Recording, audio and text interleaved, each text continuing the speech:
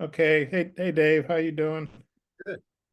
Um, this is, I guess, because of Texas and OU, this is the coming in. This is the last year of divisions, so you guys are playing for the last West title. And you guys have won quite a few of those, and just wondering kind of what you're feeling about that playing for the last West title.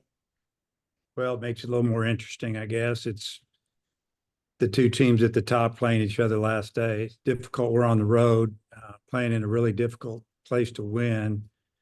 If you're the visiting team, and they proved that again this year with 30 plus wins, I think. But I think it's good for our team. I made comment over a week ago to our players that having the opportunity to play Mississippi State and play Texas A&M is just, it's good. It's good for us in the long run as far as, you know, playing great competition and tough venue, and the two teams that are probably the hottest teams in our league, at least our division at this time. And there won't be anything coming down the road probably that we haven't seen after this.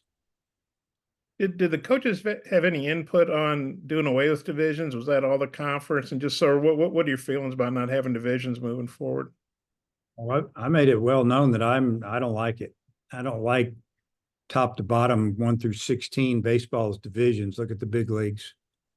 And it seems like that we always, you know, kind of follow their trend a little bit for the most part. Like, I'm surprised we still can shift past the base. I think that's probably coming down the road too, uh, defensively. But I, I think there should be divisions. I think it keeps everybody engaged. I think, if you got maybe 4 divisions or at minimum 2, you got teams that are going to fight to the end. I think next year you got a team that's in second place trying to come in first, and they're fighting to get through the weekend, and maybe somebody that's right on their tail or just ahead of them is playing a team that's in 15th place.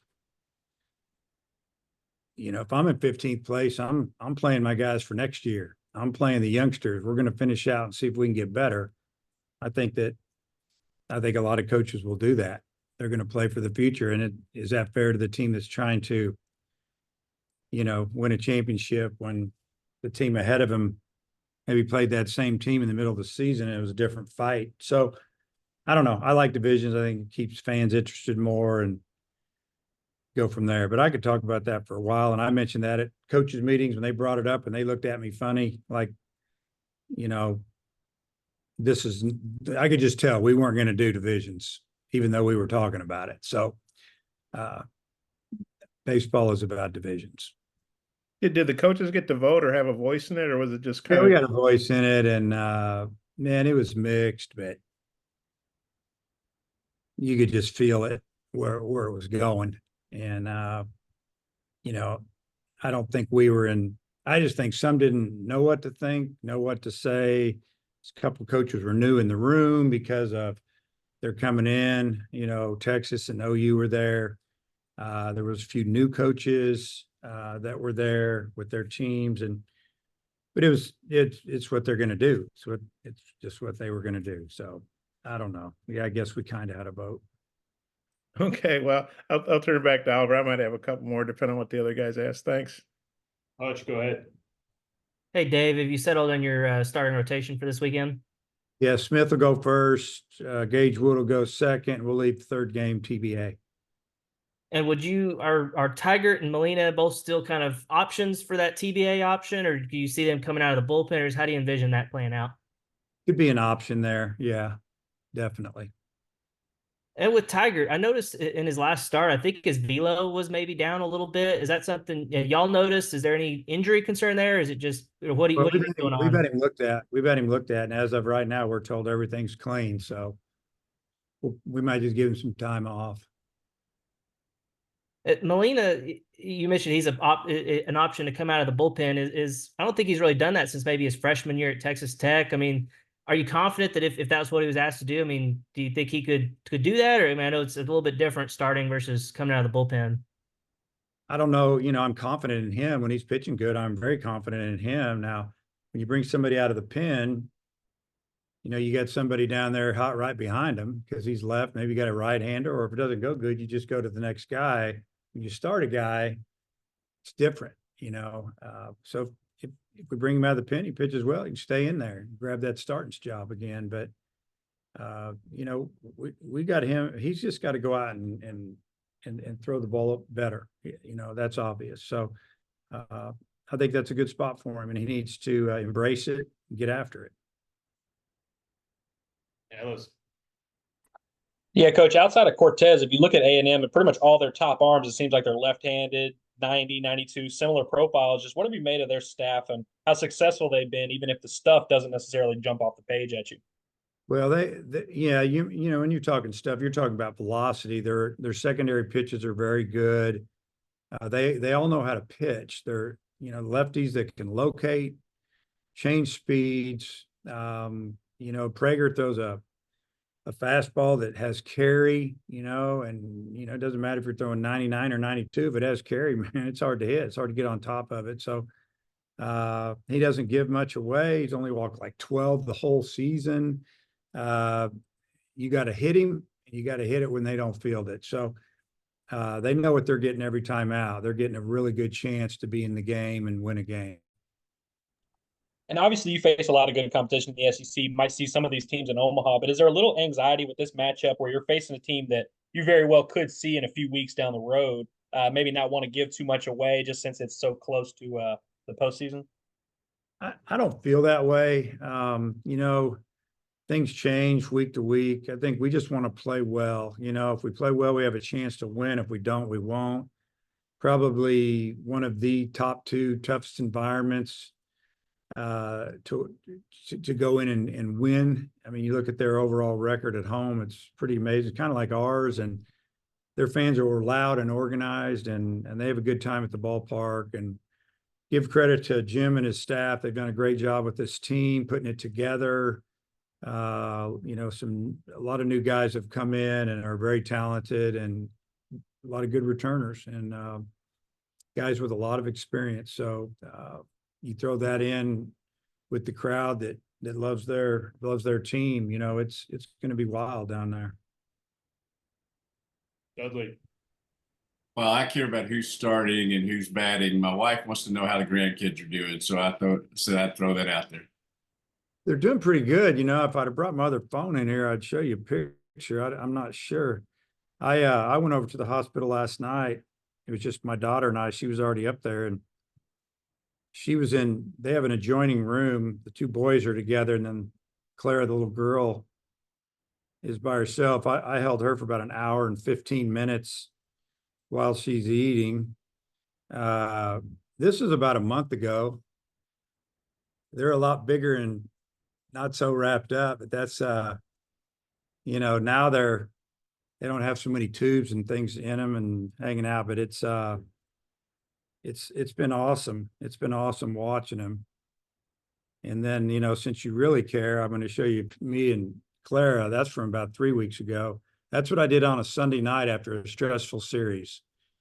And that was about a 2-hour hold. My arm went numb, to be honest with you, but it was worth it. So Hey, I got some pictures just like that. So the Peyton Holt at the top of the lineup seems to be an energy burst. Talk about that a little bit. Yeah, I like him up there.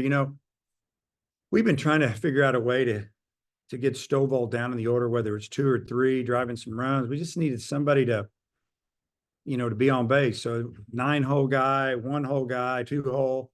And it looks like Holt is going to be fine there. He might not be your typical leadoff guy that's going to sit up there and wait till he gets the perfect pitch to hit, and it may be 3 pitches in or 5. If he gets something he likes, he's going to take a swing at it, and I'm good with that. But Peyton's been very patient with us. Didn't get off to a great start. Moving him around. I mean, he just was a great teammate. When he got his shot, he didn't give it up. And, we wouldn't be where we were or where we are without him. And, obviously we need him big time going forward. He's very valuable. Appreciate it. Yep. Daniel. Hi, Coach. Hagen's close to the school record for strikeouts. Just how have you made of the way that he's dealt with the pressure all year? I wouldn't even know that he was under any pressure the way he acts. I mean, he's a professional. He uses this facility better than anyone. I mean, he's just doing his work. I mean, all he does is come in here and do his thing. He doesn't get uptight about things. And I mean, the progress he's made physically and mentally in 1 year is amazing. And I don't, I forgot that he was that close to it till you just brought it up. And I saw the other guy break it, Nick Schmidt. So, hey, when he breaks it, good for him. And, hopefully in a couple of years, we'll have another guy run through here that breaks his record. And then have you seen the weather at all for Thursday and how that might impact the series? Yeah. I mean, we're going to leave here in a little while and head to College Station and check in a hotel and go out and work out field. And it's supposed to be really nice tomorrow.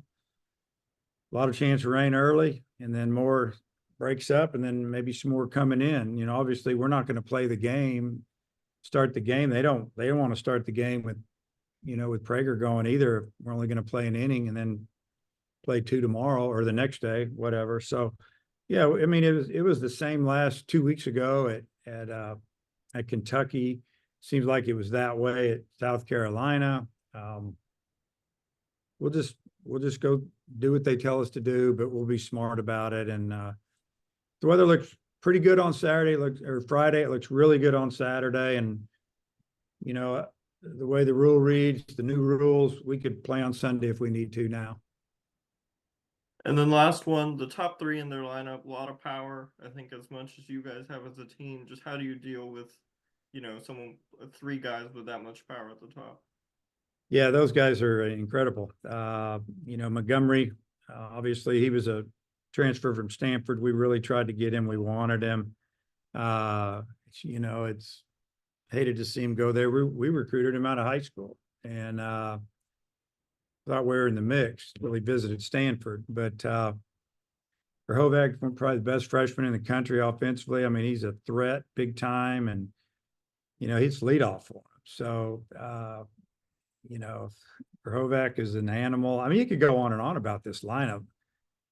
Laviolette is pretty darn good himself, and he's only a sophomore. I mean, powerful. He may be the best outfielder in the league. Who knows?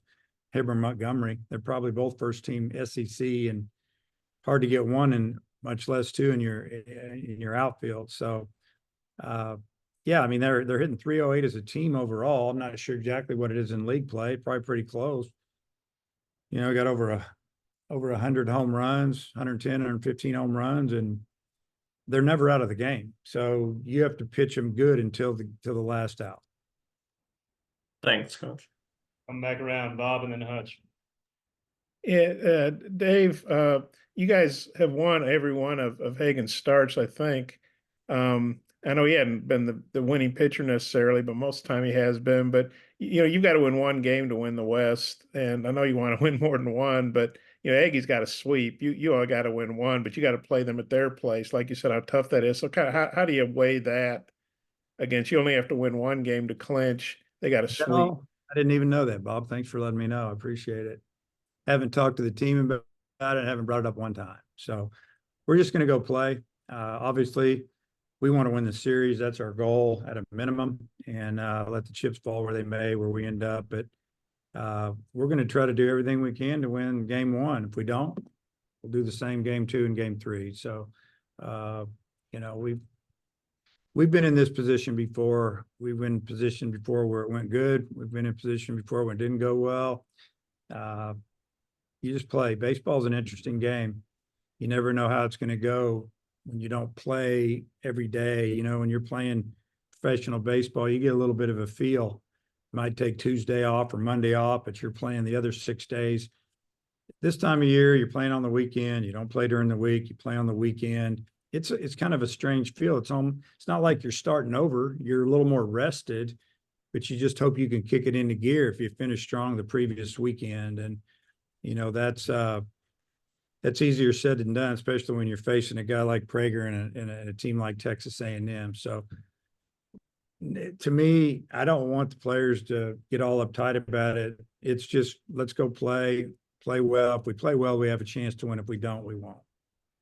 Emily, he's obviously an older guy, and I don't know if you sat down with them or Matt, or maybe you both did, but and he knows he hadn't been pitching well. I just wonder, from a maturity standpoint, a guy that's older and pitched a lot, kind of how do you think he'll? You said he needs to embrace it. Kind of what feedback did you get from how he's handling it? Which pitcher? I'm talking about Mason. Sorry. Yeah. No, I mean, I think he's been fine. His workouts have been fine this week. Attitude's been good. Like you said, he's older. He knows he's got to pitch better. I mean, he's more upset about it than anybody. And we need him. He knows we need him. He doesn't want to let the team down. Good things are going to happen for him if he keeps his head up. He's done it before. He'll do it again. Sometimes there's some hiccups throughout the season individually and as a team. And, I just feel very fortunate that we were able to come back and win on Sunday. That was a huge win for us. So, he's working hard. He'll be back. I didn't even know the gender of your grandkids, but you mentioned Clara. So Yeah. I don't think we can write her name and not mention the boys' names. I was wondering if you'd mind sharing what the boys' names are. Yeah, the boys are identical twins. There's Troy and David, named after the two fathers. Jacob's father, who's my daughter's husband, Jacob. His dad's name's Troy, and then the other one's named after me. How about that? And then Clara was just a name that my daughter really liked. There might be a little more to that, but yeah, that's what you have there. Okay, thanks. Hutch, close it out. I just got a quick one, Dave. It's a little bit of a random question, but is it a coincidence that Hagan wears number 33? Not really. I usually put guys that I put some pretty good lefties in number 33 and number 32, and I'm a little superstitious, maybe, I don't know, but I don't remember off the top of my head. Hagan wasn't one of those guys, hey, I really want this number, that number. I think it was, hey, what do you think about number 33? And he's like, that sounds good to me. So I think that's how it went down. You probably have talked to him. I've dealt with a lot of kids since then. Was Schmidt the first guy that wore 33, or did you have another guy before him? No, I don't remember, because I did obviously had another guy that wore it, but Schmidt came in he came here in 05. So we'd only been here. That was our first recruiting class, really. Coach Jorn, Coach Deggs, and myself were those guys, because inherited the team, brought in a couple guys when we got here for the 03 season. And 04, I guess you could say that's our first, because we had a lot of young guys from transfers. And then maybe the guys we got to look at a little bit longer were the guys that got in here in 05. And we had some pretty good ones in that class. Thanks. All right, Coach. Thanks for your time. All right, guys. See you down there. Possibly.